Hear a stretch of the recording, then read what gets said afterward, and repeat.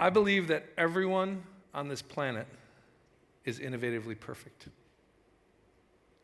I believe that how innovative we are isn't necessarily because of the systems or technology we have in our lives, but because of our mindset. I believe that our mindset is a personal choice that we can make every moment of our lives. And I believe that the behaviors that we practice in our innovative fitness program will determine how many moments we'll spend in that mindset each day. And most importantly, I believe that we, the educated, the wealthy, the blessed, have an obligation to live in that mindset as often as we can to help those who are not so blessed. And I believe living in that mindset is sometimes uncomfortable. Especially after lunch. Very uncomfortable. I apologize for showing you that, and I apologize even more for what I'm about to show you. In 2003, the Minnesota Timberwolves National Basketball Association professional basketball team in my hometown of Minneapolis, Minnesota, otherwise known as the absolute worst basketball team in the National Basketball Association, asked me to ideate, innovate, and execute an idea that would somehow engage their customers a bit more at the game. The reason they did this is because the game itself was so unengaging. So we went through the normal process. We brainstormed. We went through a funnel process with lots of ideas that were unchallenged at the beginning and then edited and finally made their way through a vetting process to find the idea that worked best to engage their audience. Unfortunately for me and my family, that idea was for me to dance in front of 18,000 people with my shirt off. And then to have one of the actors from our comedy theater come and arrest me as a cop and take me out of the stadium. It worked. They thought that was engaged. We came back 8 times that year. I even danced with the dance line girls, which made me question the moral fiber of the community that I lived in. And I thought we were done. I was 39. Our first son was only a year and a half, so he wouldn't remember that his father had done such a thing. But then, this February, I got a text from the president of the Minnesota Timberwolves letting me know that Kevin Garnett, the best player who ever played for our team, was coming back to the team, and he was wondering if Jiggly Boy was coming back.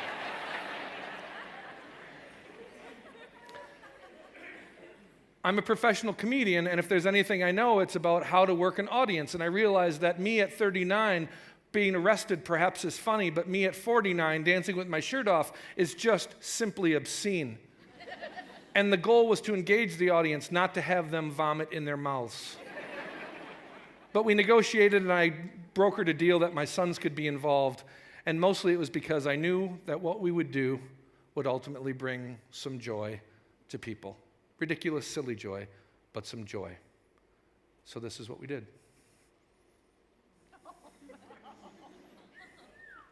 We can bring up the sound if you can, guys.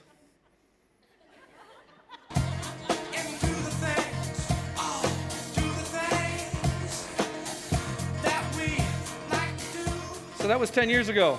It worked. We were on the Today Show. It was before viral came about. All right, fans, hey, this is this year. That's Kevin Garnett. It's time for you to show us your moves. In the first half of the game, we showed the old video so people would remember that day 9.5, 10 years ago. And then we worked our comedic rule of 3. First, we showed them us. That's my son William on the left. I don't know the child in back of me, but he's clearly ill-medicated, and his family needs to get some good therapy.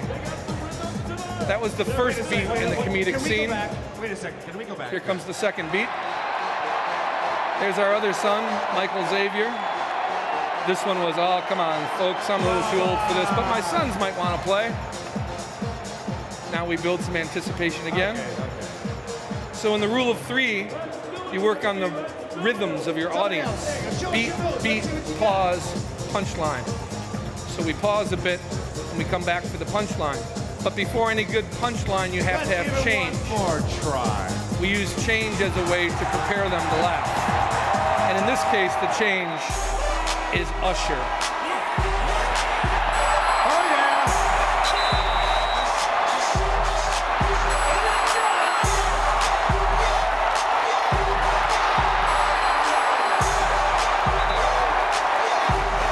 We didn't know that Kevin Garnett was going to turn around and give us a salute. So there's the MVP of the league. Back at you, Kevin. So I improvised with him to keep his attention because I knew now we had something that perhaps could go viral. And that's when he decided to say, "That's one crazy mother." There it is. Thank you.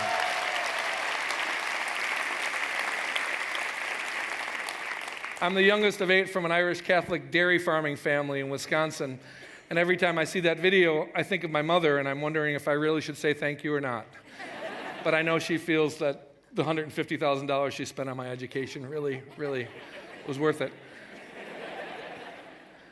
Yesterday, we went and had our PR firm check to validate that that has had more than 100 million views in our world since February, which once again makes me question where we are as a civilization. Today, we're going to talk about the mindset of innovation, not about dancing with your shirt off. And at the end of our presentation today, we'll talk about how perhaps the mindset of innovation, both in that minute-long interaction with Kevin Garnett, but most importantly in the 48 hours afterwards, were used to help some people.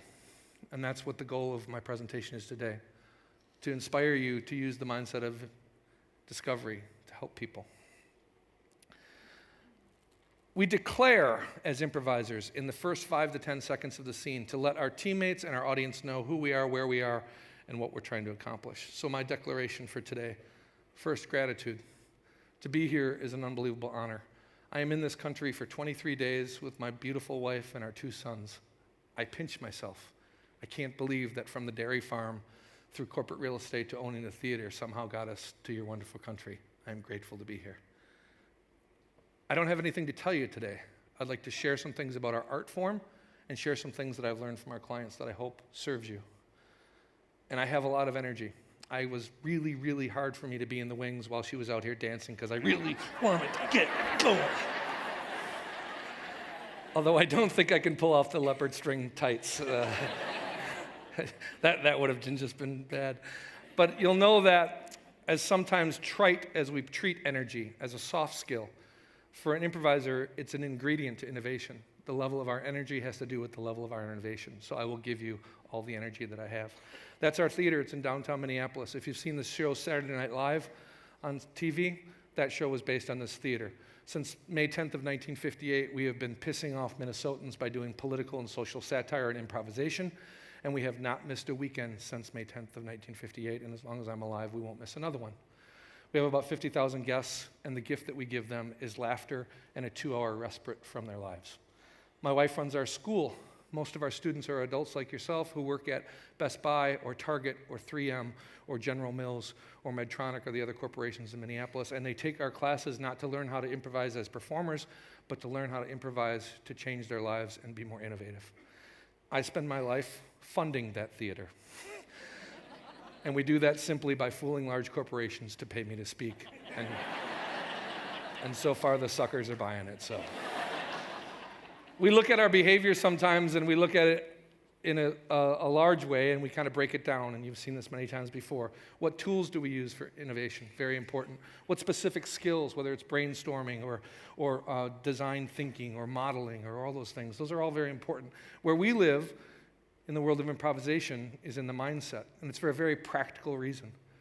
We really don't have any tools or specific skills that we can access with any reliability or predictability. Because what we do is we sit in front of an audience. I think there's probably about 600 or 800 of you today here. Our theater holds 204 seats, so a real small little intimate theater. And we ask those people for a suggestion of what they'd like to see us do an improv scene about. And unlike you or most innovative customers, they're really drunk. Really drunk.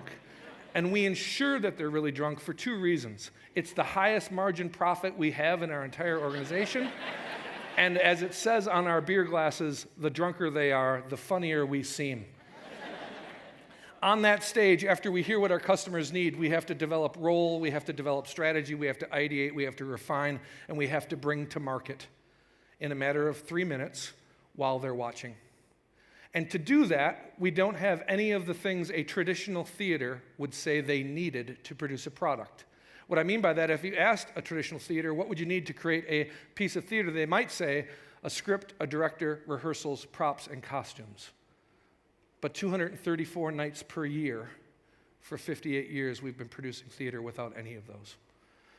So the model that we've developed after taking improvisational mindsets to the corporate world and then listening to our clients for 15 years is pretty simple.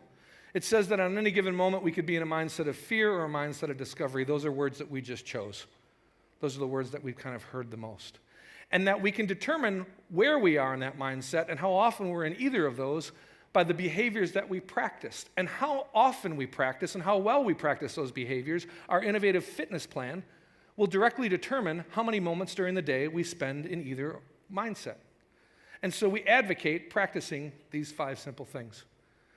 But we practice them a little bit more intense. We don't listen just with our ears or our eyes or just our bodies. We listen with our hearts.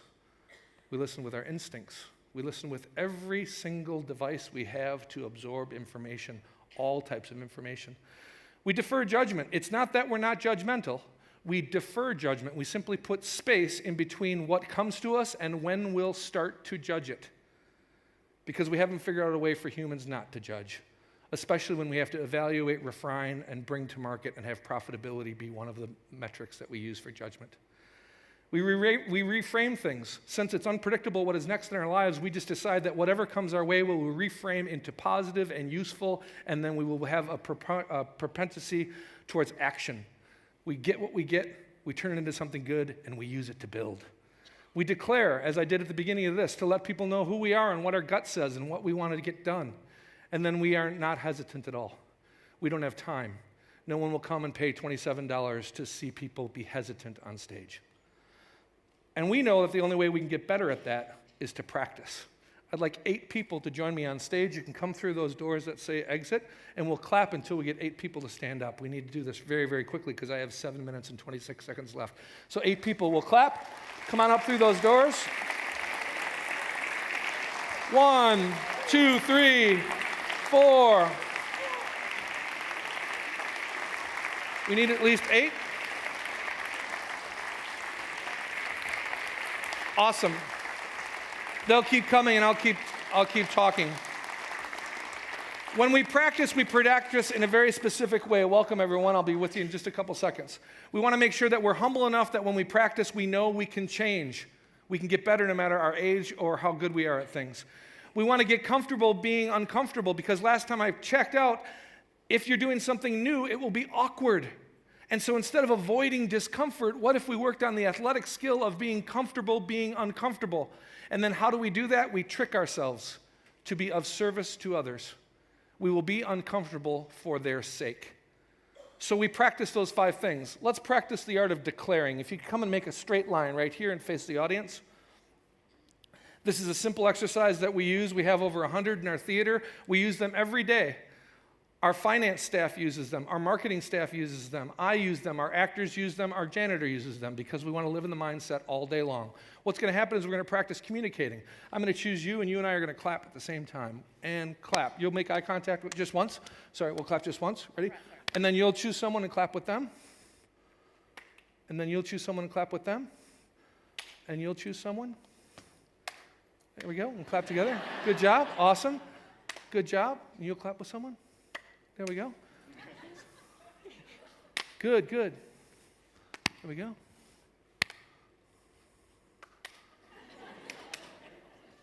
Awesome. Give them a round of applause.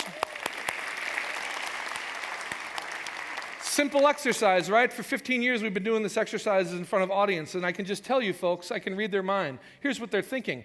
Boy, those people suck at that. It seems pretty easy to do. What the hell's wrong with them? Are they all drunk? Come on up and try it. It's a simple communication model, a sender and receiver of information and time and distance in between, and yet we sent messages before the receiver was ready. We sent our message and then we checked out. We were in a group communication and we decided that we wouldn't listen at the top of our ability. Why? because we got a lot of other stuff going on, like, oh my God, I didn't know there was a fourth tier up here, right? Or whatever they're all thinking. We're all thinking this. So let's work on the system, the behavior, and then the mindset. System first. Let's make a big circle right here. Now we'll play the same game, and when you choose to clap with someone, it's a lot clearer. Because if I'm going to clap with you, you probably won't think I'm clapping with you. Here we go. Good. Good. Awesome. Really good. Perfect. Wonderful. Nice. Great. Wonderful. Great. Good. Awesome. Great. Another round of applause. That's the system. You can stay there. Now some behaviors. We'll get our hands here. It'll just increase a better response. It'll keep us alert. We won't send until we've made eye contact, made a connection with a human being, and gained their permission. Okay? We'll try to clap well first, and then we'll try to clap fast. And then here's the mind shift. Our goal is to prepare the receiver and to care for them. We are now of service to each other. Okay? Here we go.